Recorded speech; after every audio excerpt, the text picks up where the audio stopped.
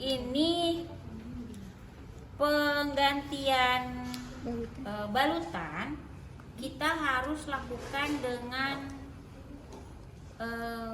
teratur ya, minimal sehari sekali nih, pagi-pagi nih saat ganti baju pasiennya dimandiin, kemudian spray sekalian itu biasanya. Jadi sekali jalan ke pasien beres semuanya ya.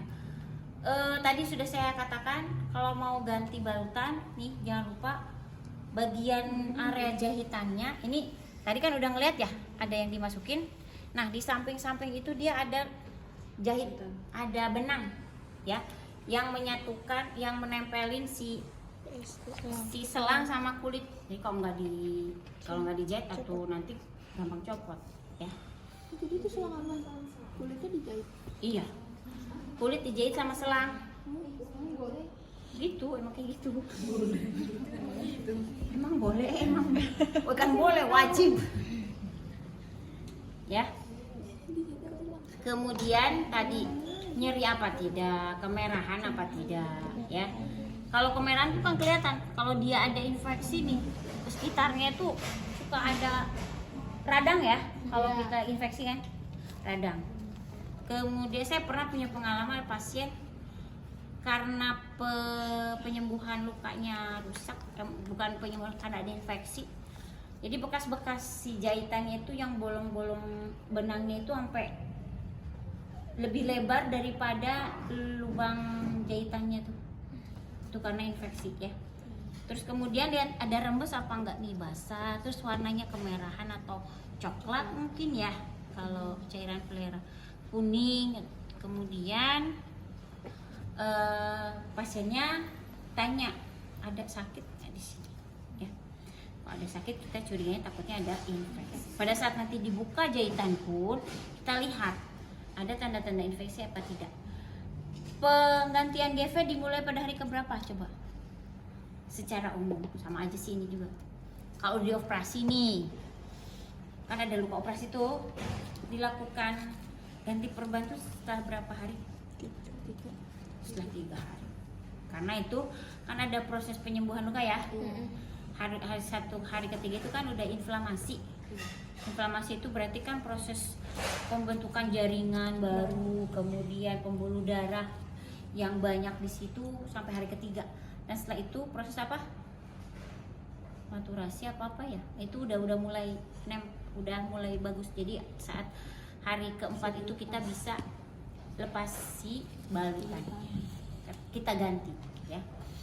Oke, itu kemudian tadi saya bilang undulasi. Ini undulasi ya. Pada saat pasien nafas sama tarik nafas dan mengembuskan nafas kita lihat. Terus adanya gelembung ya di botol itu harus selalu kita lihat. Terus tadi kalau ada sumbatan kita lihat sumbatannya sebelah mana, apakah terinjak ketindih atau terlipat. Kalau misalkan ada darah yang beku, misalkan tadi kita lakukan ini biar si darahnya turun ke bawah ya. Tuh kemudian kita siapkan alat ini, minta itu bisa nggak? Ya untuk bersihin luka, betadin. Kemudian ini ceritanya handphone steril ya. Kemudian alas perlak, bengkok, ini kita tutup lagi, ini bisa kita pakai lagi ya. Kita iniin dulu aja di sini ya. Ceritanya ini enggak steril. Kalau butuh Tegaderm, namanya itu apa itu ya? Kayak Vaseline itu kan, kayak Vaseline. Ya, kalau dokternya suruh pakai Vaseline bisa. Kita gunting dulu, terus ini ditempel di area jahitan. Ya, lukanya. Sekarang makan banyak ya perawatan luka modern lah, apalah ya banyak ya. Jadi udah jarang pakai betadine. Tapi nanti Anda misalkan di rumah sakit menemukan udah nggak pakai betadine, pakainya apa? Oh, silakan. ya, jadi menyesuaikan. Yang pasti prinsipnya adalah steril.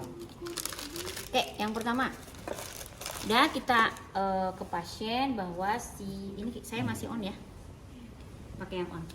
Bahwa kita akan melakukan perawatan luka yang WSD ya. Yang pertama adalah kita pakai handscoon steril, bersih, kita pasang. Ini tangannya, pasien suruh tangannya ke atas ya.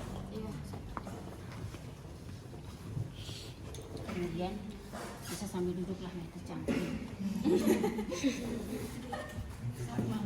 Terus kemudian nih bukan ganti baltan.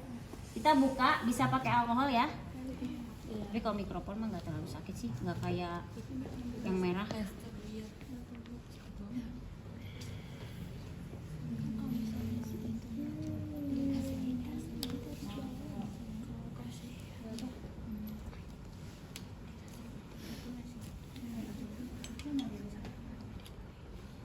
Ini pada saat diganti jangan sampai susah banget sih.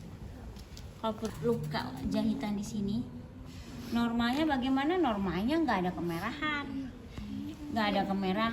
nggak ada rasa sakit, nggak ada bengkak, nggak ada cairan yang keluar.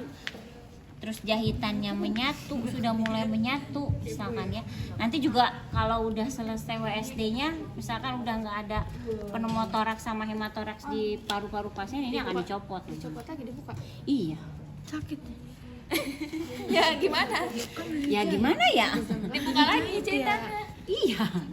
Dijahit lagi nanti. Selamanya bawa ini Dibawa ke rumah agak mungkin lah. Bayangin Bayangin coba. Coba bayangin. Tapi ini dilakukan selama pasien di rumah sakit ya. Iya. Ininya si botolnya nggak mungkin dibawa. Nggak Nggak boleh. Ini punya rumah sakit. Kemudian kita siapin set steril. Nah ini kondisinya lagi steril ya.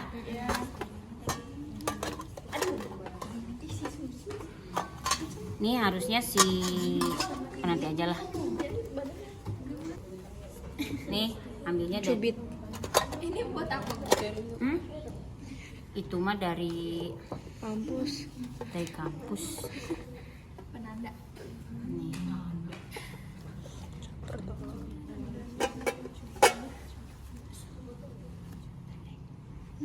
Nah, harusnya ada ini ya. Apa namanya? Korentang. Nyambung wae Mario. Nah, kemudian setelah itu kita ambil dicubit lagi sebenarnya.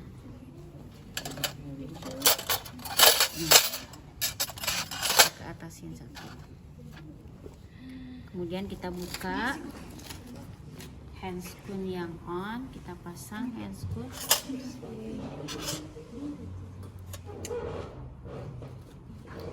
Sok deg-degan antara sih pakai handscoon steril. Habis waktunya. Enggak mau masuk Bu rasanya. Enggak mau masuk. Yang ada sobek. Satu jari masuknya 2 Bu. Lucu. Semuanya. Emang kamu ngapa belum pakai handscoon, boleh ngambil cepitannya itu? Ini tadi kan saya ngambilnya pakai ini, pakai cubit. Nih, ini kan nama si on. Ini ya. So asik Mario. So asik ya.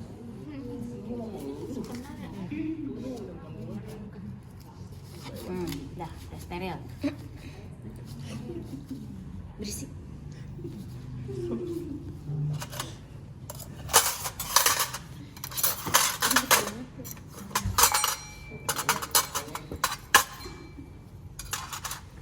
Asisten.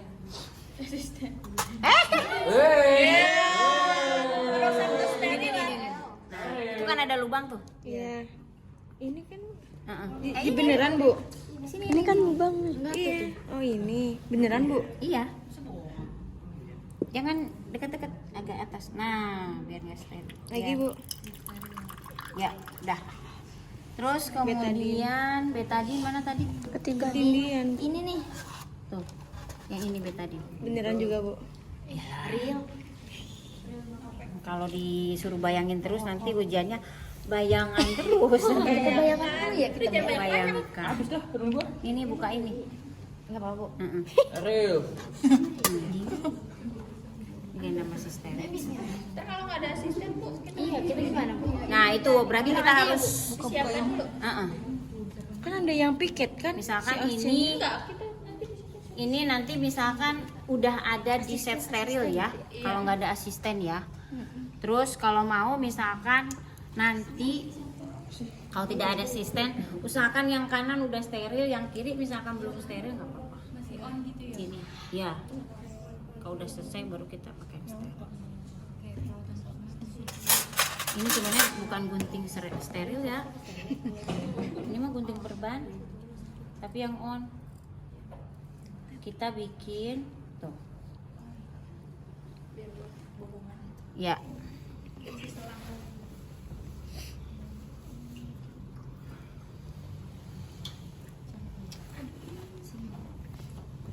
Kalau udah pakai steril kita boleh kok misalkan ininya pakai Pegang-pegang. tangan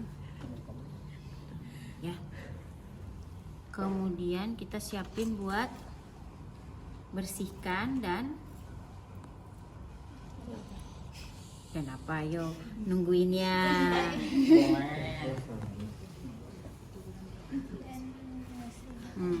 Untuk membersihkan kemudian memberikan NaCl ya, nggak usah gede-gede, kecil-kecil aja karena ini lukanya kecil nggak besar.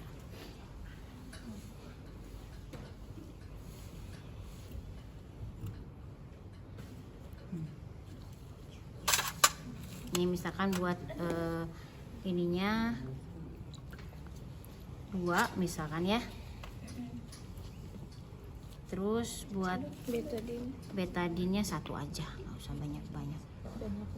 Karena nanti cuman di apa? Iya, dioles, ditap-tap gitu aja. Terus kemudian, oh ini yang kering ya. Terus kemudian, ini kalau misalkan kita mau ke pasien sini nggak apa-apa. Kayak screen ya. Ini misalkan kita bersihkan dari area, jangan gini ya. Ini udah kesini. Kesini. Dari area yang bersih ke area yang kotor.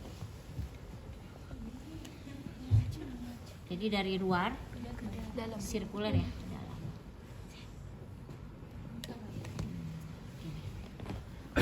Kalau misalkan masih terasa kotor, masih kotor, lanjut. Nih terutama yang daerah-daerah jahitan ya. Kemudian baru kita keringkan.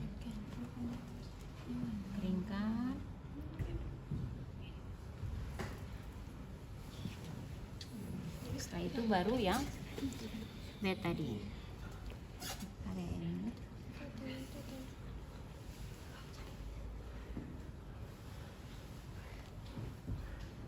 Ya. Setelah itu baru kita, ini kalau udah ke pasien ya, on aja. Nih kita pasang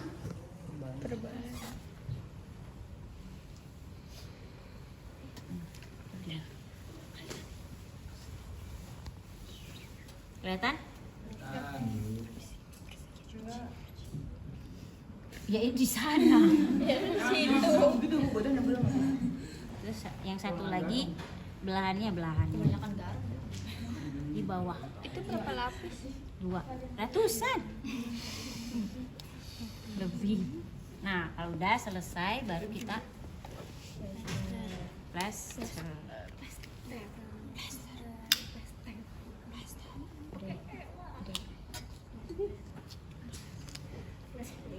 Ininya sih enaknya pakai hipopik ya biar plek gitu.